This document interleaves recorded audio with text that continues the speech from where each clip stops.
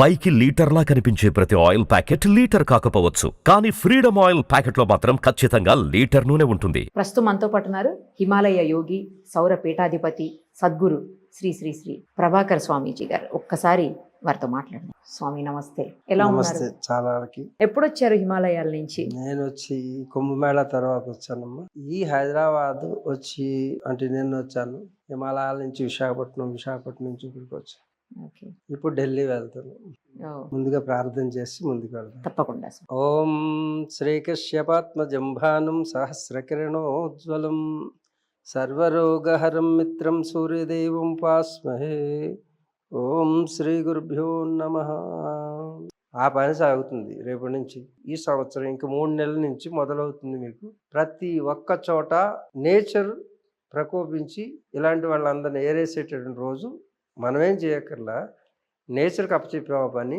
కాబట్టి హిమాలయ యోగులందరూ వాళ్ళు ఏం చేయరు, వాళ్ళు కూర్చుంటారు. ఈ నేచర్ ఏం చేయాలో వచ్చేస్తుంది. నేను గతంలో 1 సంవత్సరంన్నర క్రితం ఈ హైదరాబాద్ నగరం భాగ్యనగరం అవుతుంది అన్నాను. అందరూ అనుకుని చప్పట్లు కొట్టారు. అక్కడ ఏదో పెద్ద సభలో భాగ్యనగరం అవడం అంటే ఏంటి అంటే సంపన్న నగరం అవుతుందని అనుకుని చప్పట్లు కొట్టారు వాళ్ళు. కానీ ఎత్తైన హార్మ్యాలు ఉన్నాయి. ఇప్పుడు రేపు ఎత్తైన హార్మ్యాలు భాగ్యనగరం అయిపోతుంది అన్నాను. భాగ్యనగరం అవడం అంటే భూకంపం రాబోతుంది రేపు రాబోయే రోజుల్లో, ఎత్తైన బిల్డింగ్లకి రాకపోవచ్చు, సూచనప్రాయంగా చెప్తుంటాం. కాబట్టి ఇలాంటి న్యాచురల్ కెలామిటీస్, విపత్తులన్నీ రాబోయేటటువంటి రోజుల్లో జరుగుతాయి. మరి ఎలా గురూజీ, అంటే ఈ డిజాస్టర్స్ ఎవరు ఆపలేడు. That's why it's called a disaster. ప్రాకృతిక వైపరీత్యాలు మీకు చెప్పాను గతంలో. తాపత్రయం ఎందుకురా అంటుంటారు. త్రయం అంటే 3, తాపములు అంటే మనకు కలిగే బాధలు. 3 రకాలైనటువంటి బాధలు కలుగుతాయి. ప్రాకృతికమైనటువంటి బాధలు అంటే అధిదైవికము, అధిభౌతికము, ఆధ్యాత్మికం అని 3 రకాలు. ఈ 3 కలిస్తే తాపత్రయం. అధిదైవికం అంటే న్యాచురల్ కెలామిటీస్. ఓకే, అవి ఎవ్వరూ ఆపలేరు. అది భౌతికం అంటే నువ్వు ఇక్కడ కూర్చున్నావు, కెమెరామెన్ సరిగ్గా తీయలేదు, ఇంటర్వ్యూ అంతా అయిపోయిన తర్వాత దాంట్లో ఏమీ లేదు. అతని వలన, నీ వలన తప్పు లేదు. అతని వలన జరిగింది దానికి నీ బాధ నీకు వచ్చింది. ఇది సాటి ప్రాణుల వలన కలిగేటటువంటి బాధ ఉంటుంది మనిషికి. అది భౌతికము. ఇక ఆధ్యాత్మికమైన బాధ. అది ఆత్మికం అంటే నీలో కలిగే బాధ, నీకులో వచ్చే రోగాలు, నీకే వచ్చేటటువంటి నొప్పి, ఇవన్నీ ఆధ్యాత్మిక, నీ ఓన్. ఈ 3 రకాల బాధలు ప్రతి జీవికి ఉంటాయి. దాన్ని తాపత్రయం అంటారు. ఇప్పుడు అర్థం చేసుకున్నారా ప్రేక్షక మహాశైలారా? దాని అసలు అర్థం తాపత్రయం అంటే ఇది. త్రయము అనగా 3, తాపములు అనగా బాధలు. ఈ 3 రకాల బాధలు అన్ని జీవులకి ఉంటాయి. దాంట్లో చేరినటువంటివి న్యాచురల్ కెలామిటీస్. అది దైవికం. దాన్ని ఎవరు ఆపలేరు. రేపు జరగబోయేటటువంటివి భూకంపాల పరంపర సాగుతుంది, తుఫాన్ల పరంపర సాగుతుంది, అలాగే టార్నడోస్ పరంపర సాగుతుంది. Not only India, entire globe. సునామీలు, టార్నడోస్ అన్నీ కూడా. ఎందుకంటే షష్టగ్రహ కూటమి, ప్లానెటరీ సింగిల్ పోలార్ లైన్లోకి వచ్చినాయి 6 గ్రహాలు. ఇవి అయిపోయిన తర్వాత పంచగ్రహ కూటములు వస్తున్నాయి. 5 గ్రహాలు ఎప్పుడూ వస్తుంటాయి. కానీ కాంబినేషన్ ఆఫ్ ప్లానెట్స్ వచ్చినప్పుడు, ఆ ప్లానెట్స్ సింగిల్ లైన్లోకి వచ్చినప్పుడు దాని యొక్క ప్రభావం మొత్తం ఎంటైర్ గ్లోబ్ మీద పడుతుంది అన్నమాట. అప్పుడు eruption of the volcanoes in the sea, అంటే సముద్రంలో ఉన్నటువంటి రింగ్ ఆఫ్ ఫైర్ అని ఉంది కదా, సముద్రంలో వాల్కనోస్ ఒక రింగ్ ఉంది, అది పసిఫిక్ మహాసముద్రంలో. అక్కడ అవన్నీ ఎరప్ట్ అవుతాయి అన్నమాట. ఎరప్ట్ అయినప్పుడు సముద్రాలు పొంగుతాయి. అలాగే టెక్టానిక్ ప్లేట్స్, భూమికి కూడా టెక్టానిక్ ప్లేట్స్ ఉంటాయి. రౌండ్గా ఉండి మనకి భూమి ఇలా ఉన్నట్టు కనపడుతుంది, కానీ దానికి కూడా షాక్ అబ్జర్వర్స్ లాగా ఉంటాయి. అడ్జస్ట్ చేసుకునేటటువంటి ప్లేట్స్ ఉంటాయి. ఆ ప్లేట్స్ ఈ ఎరప్షన్కి మొత్తం అంతా కూడా కదిలిపోయి ముక్కలైపోద్ది భూమి. ముక్కలయ్యి మన భారతదేశానికి అటుపక్క ఆఫ్రికా ఖండం నుంచి వచ్చి గుజరాత్ ఇటువైపు హిమాలయాలు లేస్తాయి మరలా కొన్నాళ్ళకి. రేపు రాబోయే రోజు ఆ సైంటిస్టులు కూడా చెప్తున్న విషయం, నేనే పెద్దగా చెప్పాల్సిన విషయం కాదు, ఆ సైంటిస్టులు కూడా చెప్తున్న విషయం. ఇవన్నీ ఎలా జరుగుతాయంటే వాళ్ళు చెప్పేది టెక్టానిక్ ప్లేట్ కదలడానికి కారణం ఏంటి? ఇప్పుడు అలా ఉన్న చెయ్యి తర్వాత ఇలా మార్చావు, ఎందుకు మార్చావు నీకు తెలియకపోవచ్చు, కానీ బాడీకి అర్థమవుతుంది. యాంగిల్ మారుస్తుంది, కానీ నీ నోటీస్లోకి తీసుకురాకుండానే మార్చుకుంటుంది. అలాగే ఎర్త్ కూడా, ఓకే. అది కూడా ఒక జీవమే. భూమి కూడా ఒక మనిషి లాంటిది. మన పెద్దలు అందుకే భూమాత అన్నారు. భూమాత. ఇంకే దేశంలో భూమాత అన్నారు, ఎర్త్ అంటారు అంతే. భూమాత అంటే దీంట్లో కూడా జీవం ఉన్నది అని తెలుసుకున్న వాళ్ళే సైంటిస్ట్. అది ఒక నేల అనుకున్నవాడు సైంటిస్ట్. సైంటిస్ట్ అది నేల అనుకుంటే అది వాడికి ఉపయోగపడే వస్తువు అనుకుంటాడు. కానీ సైంటిస్టు తల్లి మనల్ని పోషిస్తుంది, ఆ తల్లికి నమస్కరించాలి అనేటువంటి సంస్కారం, నమస్కరించే సంస్కారం భారతీయ సనాతన సాంప్రదాయం ఇస్తుంది.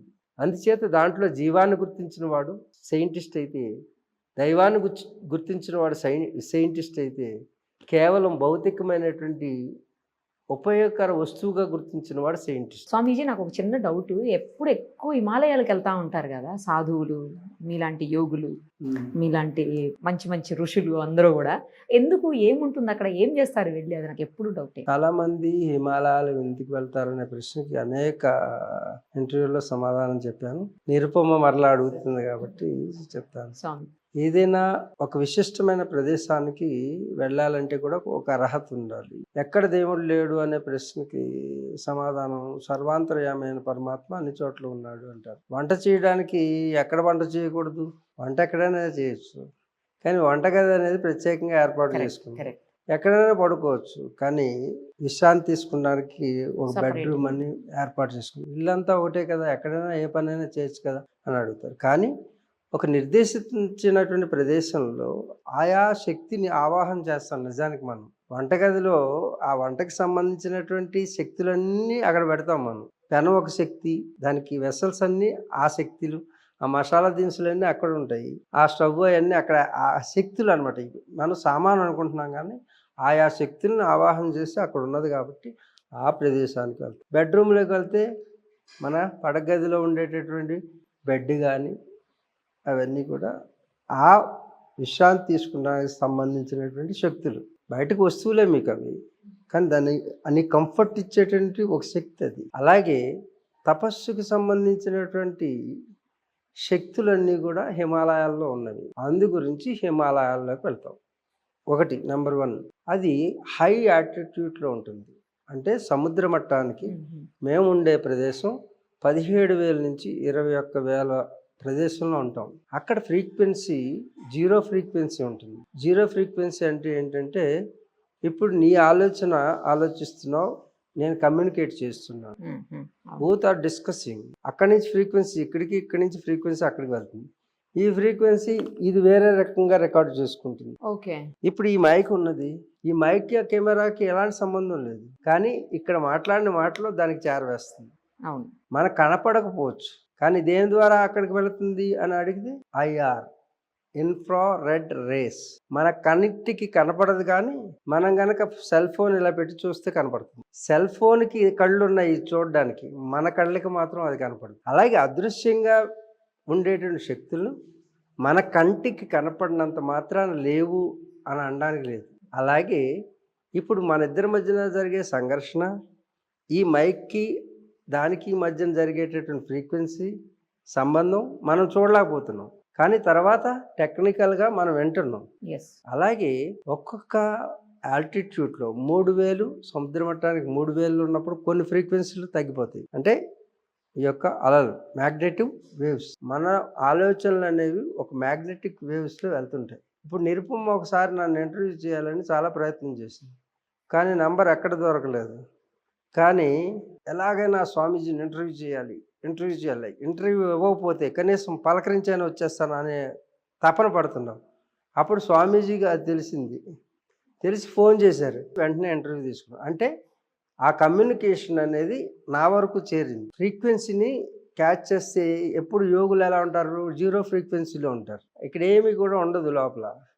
అందుగురించి నీ తపన వేవ్స్ కింద వెళ్ళి ఏ పర్సన్ అయితే ఉన్నాడో ఆ పర్సన్ టచ్ చేస్తుంది.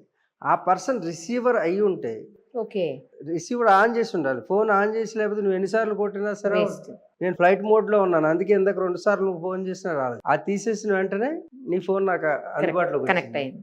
అలాగే నాతో ఇంటర్వ్యూ చేయాలని ప్రయత్నం చేసినా నేను ఫ్లైట్ మోడ్లో ఉన్నాను అనుకో, రిసీవ్ చేసుకోలేను. అందుకు ఫ్లైట్ మోడ్ తీసేసి, అంటే నేను ధ్యానావస్థలో లేనప్పుడు నార్మల్గా ఉన్నప్పుడు రీచ్ అవుతుంది. ఆ ఫ్రీక్వెన్సీ నా వరకు చేరుతుందంటే నీ మానసిక అలలు నీకు తెలియకుండానే నా వరకు వచ్చినాయి అన్నది. ఈ అలలన్నీ కూడా మనకి ఈ భూమి మీద 3000 ఫ్రీక్వెన్సీలో ఒకటి ఉంటుంది, 6000లో ఒకటి ఉంటుంది, 9000లో ఒకటి ఉంటుంది, 12000లో ఒకటి ఉంటుంది. ఈ శబ్ద తరంగాలు కానీ మానసిక తరంగాలు కానీ ఎలక్ట్రోమాగ్నెటిక్ వేవ్స్ కింద మారుతాయి. సైంటిస్టులకి తెలియదు, సైంటిస్టులకి తెలుసు. Scientists not scientist. We're the saints. What we're saying is the science, not science. కాబట్టి సైంటిస్టులకి 100% అంటే 100% విశ్వరహస్యాలు తెలుసు. ఇది ఎలా తెలుసు అంటే ఆయా ఫ్రీక్వెన్సీలు దాటి ఆ పై నుండి సాధన చేస్తారు. కాబట్టి నెగిటివ్ ఫ్రీక్వెన్సీ లేకుండా పాజిటివ్ ఫ్రీక్వెన్సీ తోటి విశ్వరహస్యాలను కనిపెట్టడానికి ఒక కేంద్రం ఏదైతే ఉందో, అది టవర్ ఏదైతే ఉందో ఆ టవరే హిమాలయస్. ఎత్తైన ప్రదేశం నుంచి మీ సిగ్నల్ వ్యవస్థ అంతా కూడా ఎత్తైన ప్రదేశం నుంచి వెళ్తుంది. అలాగే ఫ్రీక్వెన్సీ మా థాట్ ఫోర్స్ని జనరేట్ చేసి ఒక ఆలోచన జనరేట్ చేస్తే ఆ ఆలోచన సోర్స్ వైపు వెతుక్కుంటూ వెళ్తుంది. ఈ మైకు దాని సోర్స్ ఎక్కడ ఉందో ఆ కెమెరా వైపు వెళ్తుంది. అలాగే హిమాలయ యోగులు హిమాలయాల్లో తపస్సు చేసేది వాళ్ళ కోసం కాదు. ఇప్పుడు మేము తపస్సు చేసే పని చాలామంది అనుకుంటారు వీళ్ళు ఒక్కళ్ళే వాళ్ళ దేవుడి కోసం చేస్తున్నారు.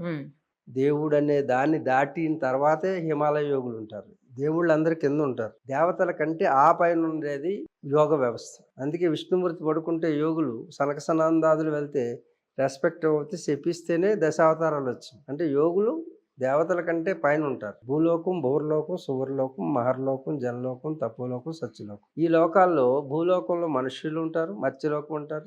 భూవర్లోకంలో కిన్నెర కింపురుషాదులు వీళ్ళందరూ ఉంటారు, దేవగణాలు. ఆ పైన సువర్లోకం ఉంటుంది. ఆ సువర్లోకంలో దేవతలు ఉంటారు.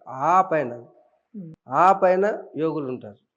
అంత పరిధి కలిగినటువంటిది శక్తివంతులైనటువంటి వాళ్ళు యోగులు. అది హిమాలయాల్లో సిద్ధాశ్రమం అని ఉంటుంది. ఓకే. సిద్ధాశ్రమం అంటే మనకు కనిపించే హిమాలయాల్లో వెతుకుతారు చాలామంది. ఇప్పుడు రజనీకాంత్ వచ్చి వెతుకుతాడు, చాలా పెద్ద పెద్ద వాళ్ళు అందరూ వచ్చి వెతుకుతారు. హిమాలయాల్లో యాక్టర్లు కాదు, వాళ్ళు సాధకులే. రజనీకాంత్ సాధకుడు, ఆయన కూడా సాధకుడే. వీళ్ళందరూ కూడా బయటికి తన వృత్తి అది, కానీ ప్రవృత్తి సాధకుడు. వాళ్ళందరూ హిమాలయాల్లో మామూలుగా ఒక 10 రూపాయలు గుడ్డ వేసుకుని సాధన చేస్తారు. గడ్డాలు అవి మామూలుగా ఉంటాయి. రజనీకాంత్ అని ఎవరు అనుకోరు. అంత సింపుల్ లివింగ్ అక్కడికి వస్తాడు. ఇలా పెద్ద పెద్ద వాళ్ళు అందరూ సైంటిస్టులు, ఆంథ్రోపాలజిస్టులు, జర్మన్స్, రష్యన్స్, జపనీస్ అందరూ వస్తారు. కానీ భారతీయులే తక్కువ మంది ఉంటారు.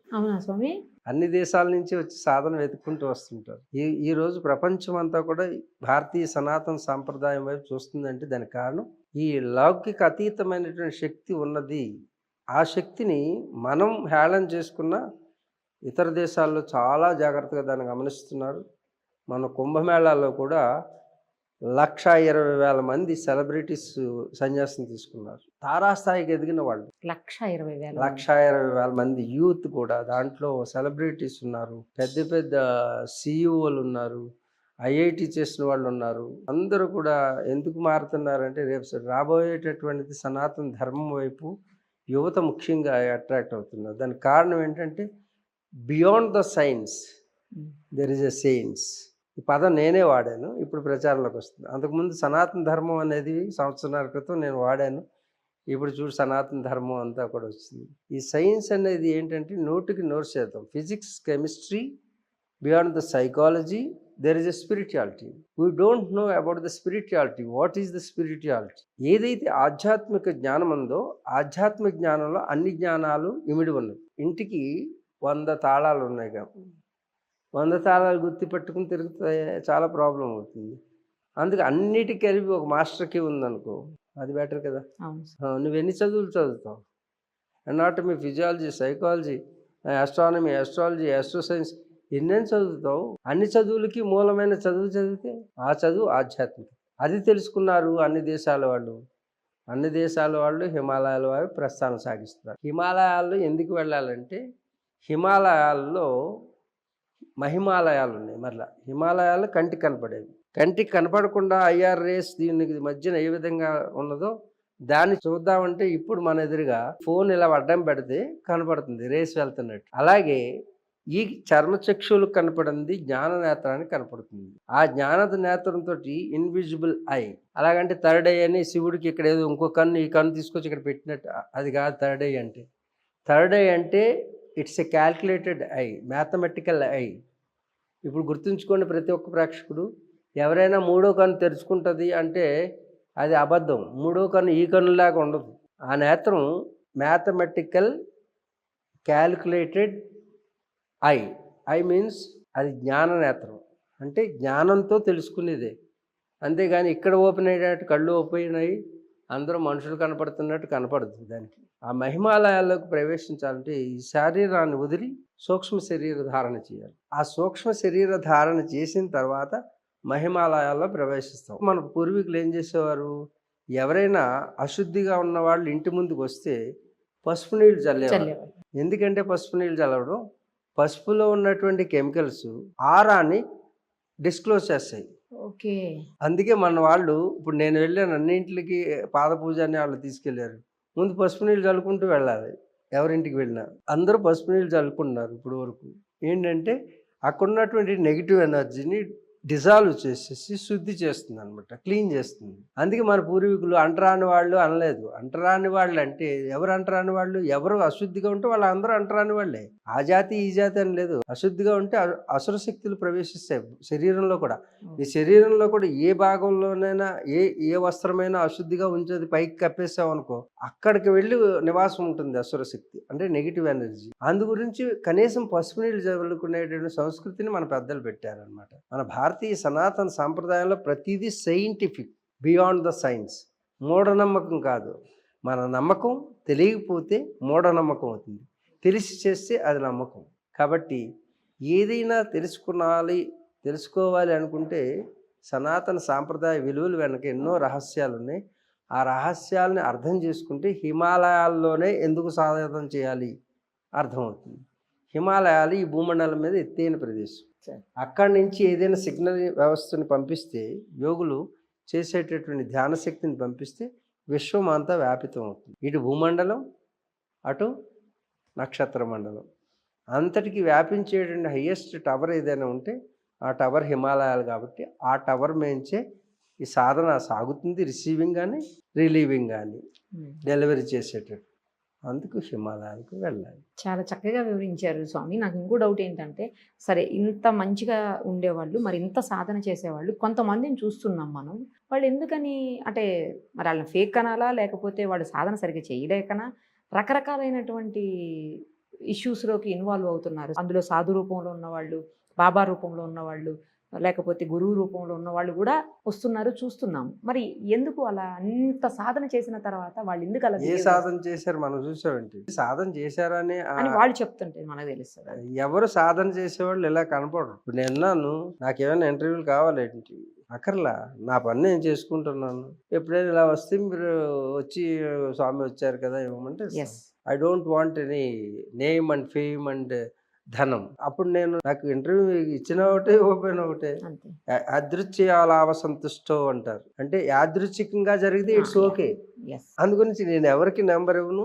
నేను ఎక్కడున్నానో తెలియదు. కొందరు విశాఖపట్నంలో ఉన్నాను అనుకుంటారు, కొందరు హిమాలయ, కొందరు ఢిల్లీ ఉంటారు. రెగ్యులర్ గా ఫాలో అప్ చేస్తే తెలిసింది స్వామి మీరు వచ్చారని, లేకపోతే నాకు కూడా తెలియదు. అంతే. కాబట్టి నేను ఎప్పుడు ఎక్కడుంటానో ఎవరికి చెప్పను. ఎవరు నా శిష్యుడిగా చేరొద్దంటాను, నన్ను అనుసరించొద్దంటాను అసలు ఎవరు. నేను ఎందుకంటే నా పని నాకు ఉంది. నేను ఈ లోకంతో పెద్దగా పని లేదు. రేపు నుంచి జరగబోయే విపత్తులన్నీ మీరే చూస్తారు, అంతకుమించి ఏం లేదు.